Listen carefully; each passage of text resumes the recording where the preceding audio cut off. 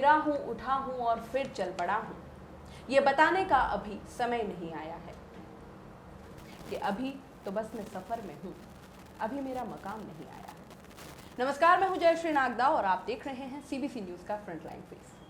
दोस्तों, हमें कई बार लगता है कि किसी व्यक्ति को अगर सफलता मिल जाती है तो वो बहुत आसानी से उसे सफलता मिल गई है, लेकिन आपको बता दें कि ऐसा होता नहीं है। सफलता जो है वो दरअसल सतत प्रयास और संघर्षों का ही परिणाम होता है, और इन्हीं संघर्षों और सतत प्रयासों की एक जीती जागती शख्सियत आज हमारे साथ स्टूडियो में मौजूद है।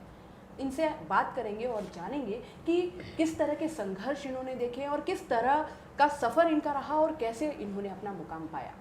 जिस शख्सियत की मैं बात कर रही हूँ वो एक मॉडल हैं, एक्टर हैं, कई वेब सीरीज़ में काम कर रहे हैं। नाम है इनका देव मिनारिया। तो आज हम बात करेंगे देव मिनारिया से कि कैसे इनका सफ़र जो है वो चलता आ रहा है, किस तरह के संघर्ष इन्होंने देखे और कैसे आज जिस स्थिति में वो हैं वो स्थिति में आए हैं। Welcome Dev to CBC news. नमस्ते मैडम, मैं देव मिनारिया उदयपुर से हूँ, मीनार गांव से हूँ। और सबसे पहले तो मैं जयश्री जी नागदा जी का धन्यवाद करना चाहूँगा और सीबीसी न्यूज़ का धन्यवाद करना चाहूँगा जिन्होंने आज मुझे स्टूडियो में बुलाया है। बहुत बहुत आभार आपका जी। सबसे पहला मेरा सवाल आपसे ये कि दुर्गेश मिनारिया देव कैसे बना, ये सफ़र मैं आपसे जानना चाहूँगी कि दुर्गेश से देव तक का सफ़र आपने कैसे तय किया। जब मेरा जन्म हुआ था तो मेरी फैमिली वालों ने मेरा नाम दुर्गेश रखा था। ओके। तब इतने मॉडर्न नाम जैसे देव इतना गाँव के लिए सूटेबल नहीं था, तो उन्होंने मेरा नाम दुर्गेश रखा था। तो वहाँ से मेरी जर्नी चालू हुई।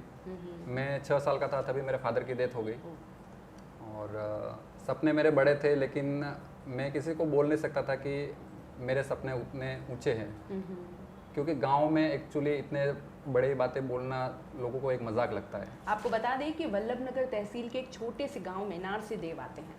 जी जी। तो वहाँ से मेरा सफ़र चालू हुआ धीरे धीरे। मैंने स्कूलिंग मेरे गांव से की है, मीनार से। 10th तक मैंने वहाँ से की। उसके बीच का जो सफ़र था वो मेरे लिए बहुत मुश्किल था, क्योंकि फादर की डेथ हो जाने से मेरी सारी जिम्मेदारियाँ मेरी मम्मी के ऊपर और मेरे ऊपर आ गई थी। फिर मेरी सिस्टर थी बड़ी, तो उसकी भी शादी वगैरह करवानी थी। तो मेरे लिए वो काफ़ी डिफ़िकल्ट था वो टाइम, और साथ में खड़ा रहने वाला कोई नहीं था। बिना पिता के वो सारी जिम्मेदारियाँ आपके लिए बड़ी मुश्किल थी। तो वो मेरे लिए काफ़ी डिफ़िकल्ट टाइम था। तो उसमें मेरे जो मामा थे उन्होंने मुझे काफ़ी सपोर्ट किया, मेरी मम्मी को सपोर्ट किया, मुझे सपोर्ट किया जी। तो आज वैसे मैं ये कहूँ तो उनकी वजह से ही हूँ। अच्छा।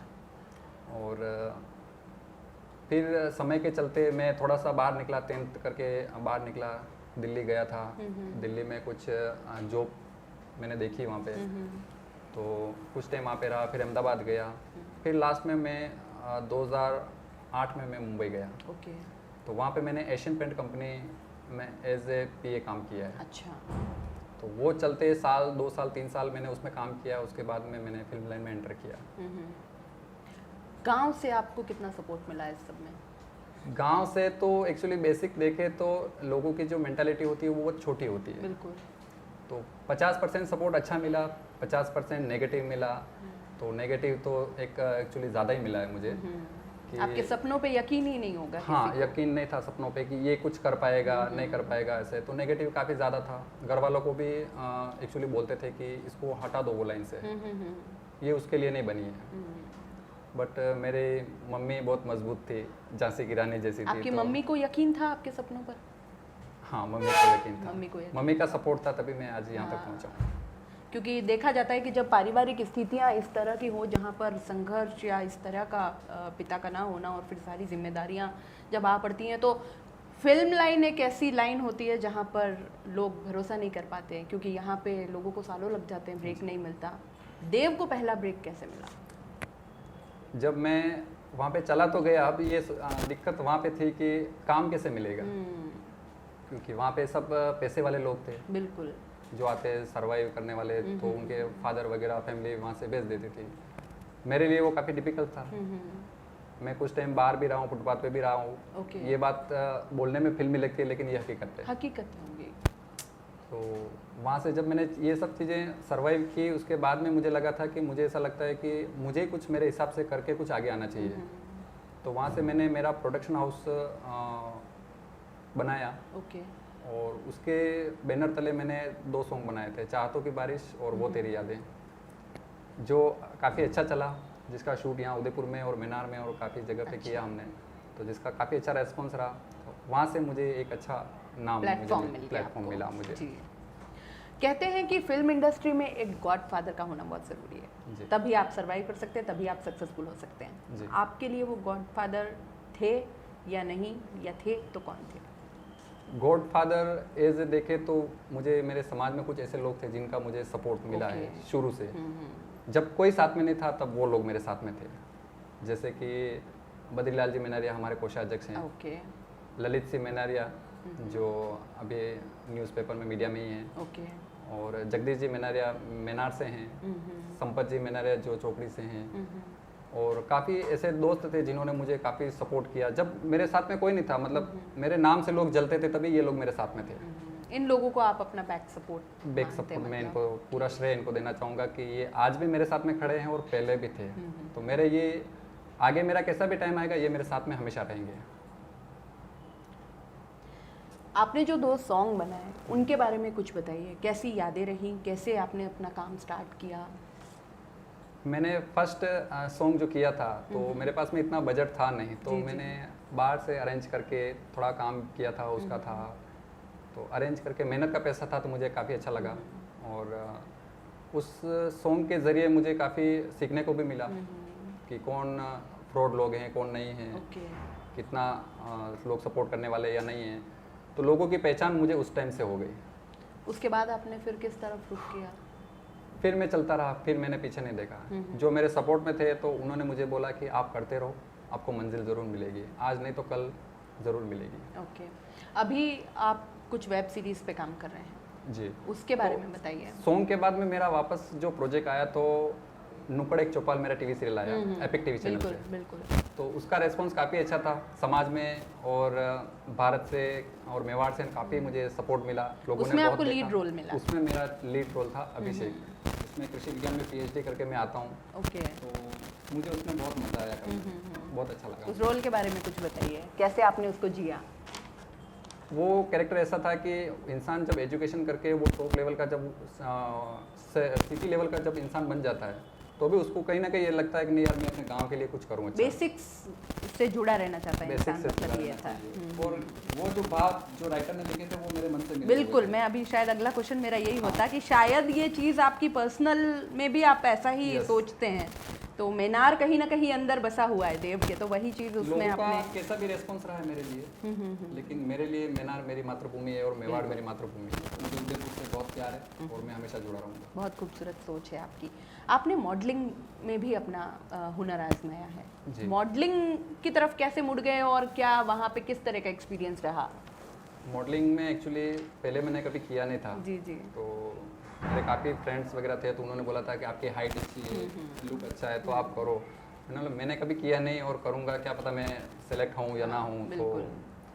बस एक अपने इष्ट के हिसाब से मैंने किया और फर्स्ट टाइम में मैं अवार्ड लेके आया वहाँ से, क्या टाइटल जीता था आपने? इंडिया सुपर मॉडल का। इंडिया सुपर मॉडल का वो एक ही बार आपने किया और आप विनर होके आए उसी में? मैं जब कोई भी काम करता हूँ तो पूरा मन से उसको करता लगन हूँ, से। लगन से करता हूँ, तो शायद कोई सा भी काम हो अपन लगन से करेंगे तो वो अपने को ज़रूर मिलेगा। बिल्कुल बिल्कुल। आपके आने वाले अपकमिंग प्रोजेक्ट्स के बारे में कुछ बताइए। एक्चुअली जो कोरोना आया उससे पहले हमने शूट किया था सोनी टीवी के लिए लो आ गए हम टीवी सीरियल, जी। जो काफ़ी अच्छा कॉमेडी सीरियल है, और उसमें मैंने जो कैरेक्टर प्ले किया तो वो एज ए कॉमेडी में मतलब मुझे भी ऐसा बिलीव नहीं था कि मैं इस तरह से इसमें कर पाऊंगा। काफी मुश्किल होता है ऐसा कहते हैं कॉमिक, तो लोगों को जितना इजी लगता है उतना होता नहीं होता है वो। नहीं है। तो कॉमेडी करना एज ए मुझे मेरे लिए काफ़ी डिफिकल्ट था, बट सेट पे मुझे ऐसा कुछ महसूस नहीं हुआ और उसमें इतने डले कि बहुत मज़ा आया मुझे। लोगों को हंसाना सबसे मुश्किल है, वो लगता है सबसे आपको मुश्किल ऐसा? काम, बिल्कुल। क्योंकि कॉमेडी में टाइमिंग का बहुत इंपॉर्टेंट रोल Important होता है। होता है। अगर आपने वो टाइमिंग अगर आप चूक गए तो फिर वो सारी उसमें से जो कॉमिक चीज़ें हैं वो खत्म हो जाती जी हैं। जी बिल्कुल बिल्कुल।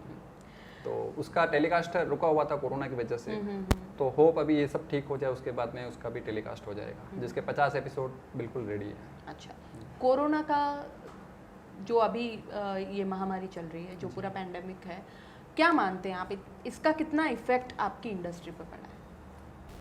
इसका इफेक्ट तो मुझे लगता है कि हर क्षेत्र में पड़ा है। इंडस्ट्री को तो सब एक्चुअली ऐसा देखूं तो इंडस्ट्री एक मनोरंजन के हिसाब से नहीं है, वो रोजगार के हिसाब से भी अच्छा है। बिल्कुल। मतलब लोग वहाँ पे आते हैं तो ऐसा नहीं सोचते कि मैं वहाँ पे एंटरटेनमेंट के लिए जा रहा हूँ। मतलब आज मैं वहाँ पे जुड़ा हूँ तो मुझे काम के साथ में पैसा भी मुझे अच्छा मिल रहा है। मतलब जो बाकी ऑफिस लेवल से जो नहीं कमा सकते वो हम वहाँ से कमाते बिल्कुल हैं। बिल्कुल।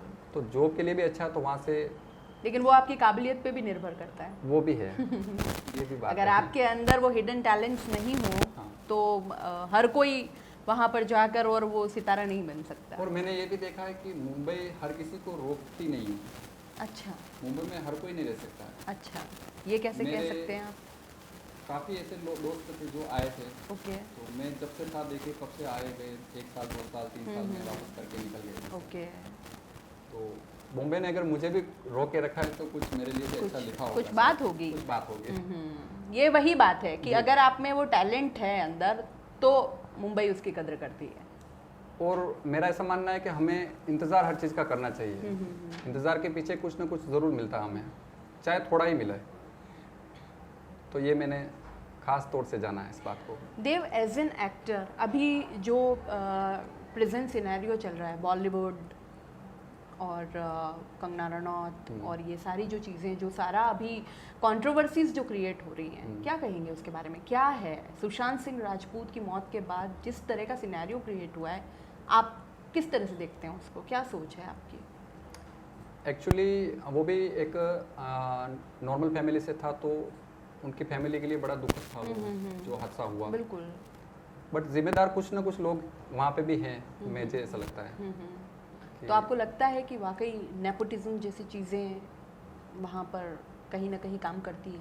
हाँ, मुझे ऐसा लगता है। ऐसा लगता है, मतलब एक स्मॉल टाउन किसी भी व्यक्ति के लिए वहाँ जाके और अपनी जगह बनाना बहुत मुश्किल है। हम थोड़ी जगह बनाते हैं तो शायद जो ऊपर कुछ बैठे हैं लोग जैसे, तो उनको शायद थोड़ी सी ईर्ष्या भावना ऐसी लगता है। होता कि है, हाँ, वो रोकने की कोशिश रोकने करते हैं, की वो कोशिश सपोर्ट करते आप लोगों को वो नहीं नहीं मिल पाता। नहीं, हम जहाँ तक कोशिश करते हैं वहाँ तक बढ़ते हैं, तो वो कोशिश करते हैं इसको वापस नीचे धकेल दें। चलिए, ये तो हुआ प्रेजेंट सिनेरियो की बात। आपकी वेब सीरीज़ के बारे में मैं कुछ जानना चाहूँगी, किस तरह के आप लेकर आने वाले हैं? ओटीटी प्लेटफॉर्म का टाइम है अभी कोरोना पैंडेमिक के कारण, तो आप बताएं कि किस तरह से देव एंटरटेन करने वाले हैं? ये जो कैरेक्टर इसमें सीरीज में जो कर रहे हैं, एक्चुअली क्या है कि सीरीज आज के टाइम में बहुत ही सेफ जोन में है। बिल्कुल। क्योंकि टीवी सीरियल का इतना अभी स्कोप है नहीं और शूटिंग टाइम से हो नहीं पा रही है। सीरीज में काफ़ी इजीली शूट हो पाता है हमारा। और दिसंबर में हमारी तमस तराज जो सीरीज़ है ZEE5 पे रिलीज़ होने वाली है। तो उसमें जो कैरेक्टर है वो काफ़ी अच्छा है, एकदम नॉर्मल टाइप कैरेक्टर है। मीन्स नॉर्मल मीन्स कि आम आदमी का है एकदम। तो उसके लिए मैंने 13 किलो वेट कम किया है अपने आप का। और काफ़ी मज़ा आएगा मुझे उसके अंदर काम करने में। और आशा करता हूँ कि लोगों को वो सीरीज़ काफ़ी पसंद आएगी। जो रेप केस और हॉस्पिटल में जितनी लापरवाही आजकल हो रही है उस बेस पे है, तो मेरे हिसाब से बहुत अच्छा रेस्पॉन्स लोगों के लिए भी काफ़ी वो होने वाला है, नॉलेजेबल होने वाला है। मैं आपसे ये जानना चाहूँगी कि जैसे आपने शुरुआत कब की? 2014 से आप भी चल रहा है 2020, यानी कि 6 सालों का सफ़र।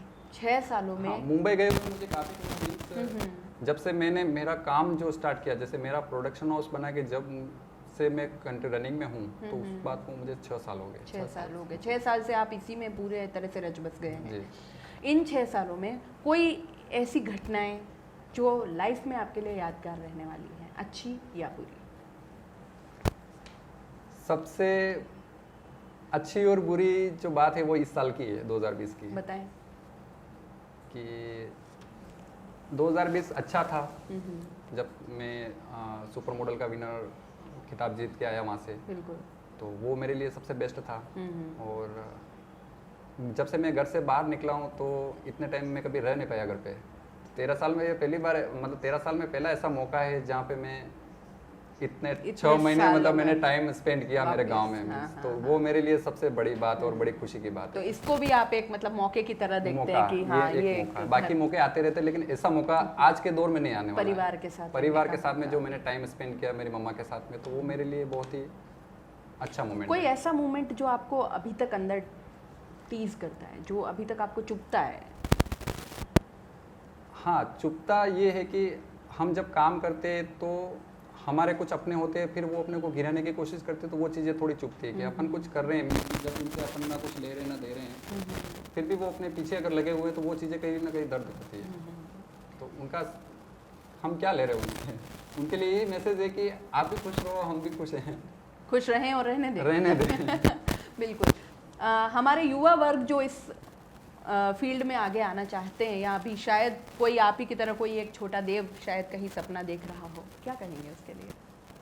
मैं आज के युवाओं को यही कहना चाहूँगा कि आप अगर मन से अगर जुड़ना चाहते हैं या किसी काम को लेके चलना चाहते हैं तो आप उसको करिए, आपको मंजिल 100% मिलेगी।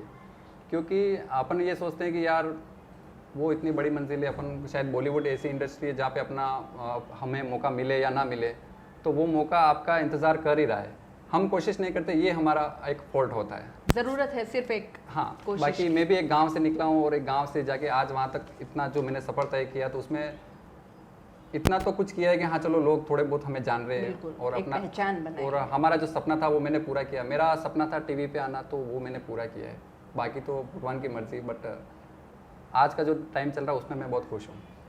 आपकी बातें ज़रूर मोटिवेट करेंगे।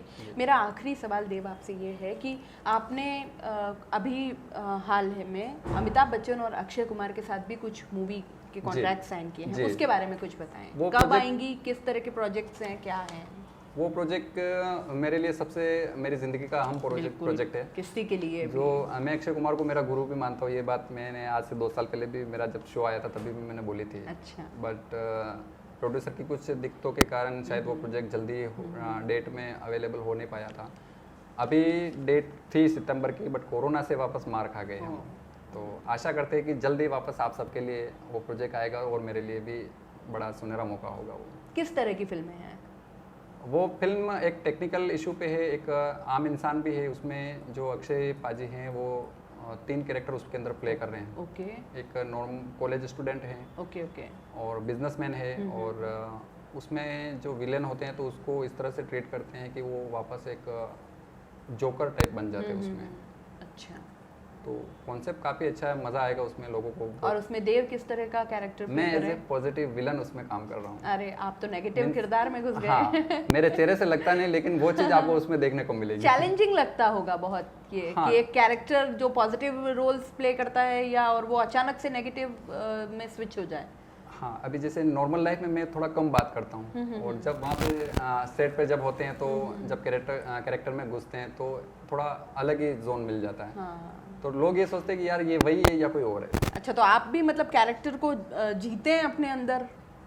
जिएंगे नहीं तो मज़ा नहीं आएगा, प्ले नहीं काम कर में पाएंगे, मज़ा आएगा। नेचुरल नहीं ला Yes. पाएंगे। बिल्कुल, आपसे बात करके बहुत अच्छा लगा। तो ये थे हमारे साथ देव मेनारिया, जो कि मॉडल हैं, एक्टर हैं, और आने वाले कई अपकमिंग प्रोजेक्ट्स में आपको दिखेंगे शानदार अभिनय करते हुए। इसी के साथ बातचीत यही समाप्त करती हूँ फ्रंटलाइन फेस की। आगे भी और सबसे तुझसे मिलवाते रहेंगे, साजिब होते रहेंगे। नमस्कार।